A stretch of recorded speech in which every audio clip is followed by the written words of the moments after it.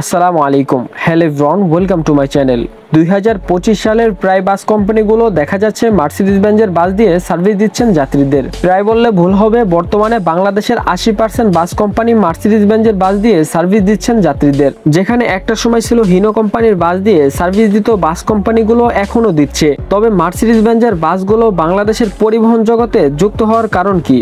কে সেরা, হিনো না মার্সিডিজ? আসুন তা জেনে আসি। হিনো কোম্পানি কত সালে বাংলাদেশে আসে? 1975 থেকে 1980 সালের মাঝামাঝি সময় বাংলাদেশে আসে হিনো কোম্পানির চ্যাসিস। তবে হিনো কোম্পানির জনপ্রিয় হয়ে ওঠে 1980 এবং 1990 এর দশকে। তখন থেকেই বাস কোম্পানিগুলো হিনোর চ্যাসিস দিয়ে সার্ভিস দিতে শুরু করেন যাত্রীদের। সর্বপ্রথম হিনো কোম্পানির চ্যাসিস যুক্ত করা হয় শ্যামলী পরিবহনের বহরে। 1980 দশকের শুরুতেই হিনোর চ্যাসিস দিয়ে তাদের দূরপাল্লার বাস সার্ভিস চালু করেন। তারাই ছিল অন্যতম প্রথম পরিবহন কোম্পানি যারা কিনা হিনোকে দীর্ঘ রুটের জন্য ব্যবহার করেছিল।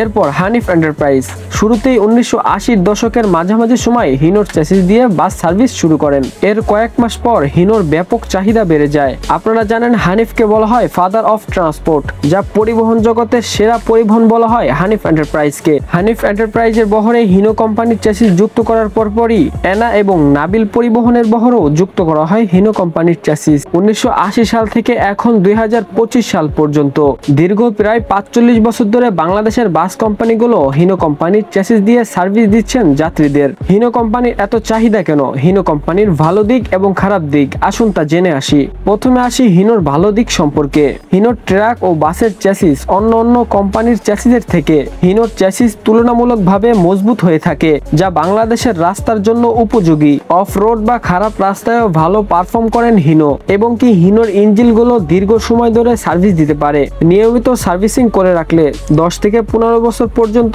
ভালো সার্ভিস দিতে পারেন অনায়াসেই। হিনোর গাড়িগুলোতে তুলনামূলকভাবে কম ডিজেল খরচ হয়ে থাকে, যা পরিবহন মালিকদের জন্য লাভজনক বলা যায়। এবার আসি হিনোর কিছু খারাপ দিক সম্পর্কে। আমি যে হিনোর ভালো দিকগুলো তুলে ধরছি আপনাদের সামনে, এতে বুঝতেই পারছেন হিনোর তেমন কোনো খারাপ দিক নেই বলা যায়। তাও আসুন জেনে আসি হিনোর কিছু খারাপ দিক সম্পর্কে। হিনোর কিছু বাস ট্রাক দেখা যায় বাহিরের ডিজাইন থেকে অনেকটাই পুরনো থাকায় যাত্রীদের চোখে বডির স্টাইল ভালো না লাগায়। অন্য কোম্পানির বাসের বডির স্টাইল ভালো থাকায় সেই বাসগুলোতে যাত্রীরা ভ্রমণ করে থাকে। তবে সেই বাসগুলো কিছু সময় লিলেন বা ইসুজু হয়ে থাকে। এখানে বাসের ইঞ্জিনের কোনো দোষ নেই বলা যায়, কারণ অনেক সময় দেখা যায় লোকাল কিছু ওয়ার্কশপ থেকে বডি নির্মাণ করা হয়ে থাকে, সেই কারণেই বাসের বডি শেপ খারাপ হয়ে থাকে। এই কারণেই কিছু সময় দেখা যায় হিনোকে যাত্রীরা খারাপ চোখে দেখেন, এবং হিনোর কিছু গাড়ি অনেক পুরনো হওয়ায় অনেক শব্দ হয়ে থাকে, যার কারণে যাত্রীদের কাছে বিরক্তিকর হয়ে ওঠে হিনো। বলা যায় হিনো কোম্পানির নন এসি সার্ভিসের জন্য বেস্ট একটি ইঞ্জিন। এবার আসি মার্সিডিজ বেঞ্জ ওয়েভ 16-23 মডেলের চ্যাসিসের কিছু ভালো দিক এবং খারাপ দিক সম্পর্কে। প্রথমে আসি ভালো দিক সম্পর্কে।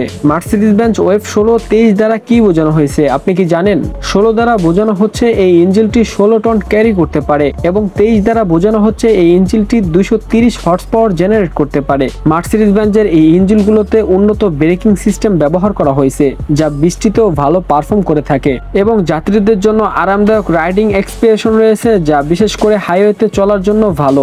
এই ইঞ্জিনগুলোতে ভালো পরিমাণের মাইলেজ দিয়ে থাকে, প্রায় 4 থেকে 5 কিলোমিটার বাসের কন্ডিশন অনুযায়ী। এবার আসি এই চ্যাসিসের কিছু খারাপ দিক সম্পর্কে। প্রথমে এই চ্যাসিসের পার্টসপাতি মূলত বাহিরের দেশ থেকে ইম্পোর্ট করা হয়ে থাকে, যার ফলে দামও বেশি হয়ে থাকে এবং সব জায়গায় অ্যাভেলেবেল পাওয়াও যায় না। এবং এই ইঞ্জিনটির সম্পর্কে কিছু অপারেটর অভিযোগ করেছেন, বেশি গরমেও ওভারলোড কন্ডিশনে ইঞ্জিন হিট হয়ে যায়, এবং কাঁচা রাস্তা বা উঁচু নিচু রাস্তায় এর সাসপেনশন কমফোর্ট কিছুটা কমে যায়। সব মিলিয়ে মার্সিডিজ বেঞ্জ ওয়েভ 16-23 মডেলের চ্যাসিসটি এসি বাসের জন্য একটি বেস্ট চ্যাসিস বলা যায়। হিনো এবং মার্সিডিজ কেউ কারো থেকে কোনো অংশে কম নেই বলা যায়। হিনো যেমন নন এসি বাসের দিক থেকে বেস্ট, তেমনি মার্সিডিজ এসি বাসের দিক থেকে বেস্ট। এই ছিল হিনো এবং মার্সিডিজের কম্পেয়ার। আপনার কাছে কোন কোম্পানির বাসটি সব থেকে বেশি ভালো লাগে তা অবশ্যই কমেন্টে জানাতে পারেন। আমার ভিডিওগুলো যদি আপনার কাছে ভালো লেগে থাকে তাহলে অবশ্যই আমার চ্যানেলটি সাবস্ক্রাইব করতে পারেন। পরবর্তী নতুন ভিডিও আগে পেতে সাথে থাকা বেল আইকনটি বাজিয়ে দিবেন। ধন্যবাদ। আপনি যদি এই ভিডিওটি ফেসবুক পেজ থেকে দেখে থাকেন তাহলে অবশ্যই আমার পেজটি ফলো দিয়ে রাখতে পারেন। ধন্যবাদ। আজকের ভিডিওটা এই পর্যন্তই। পরবর্তী নতুন কোনো এক ভিডিও নিয়ে আপনাদের সাথে দেখা হবে। আল্লাহ হাফেজ।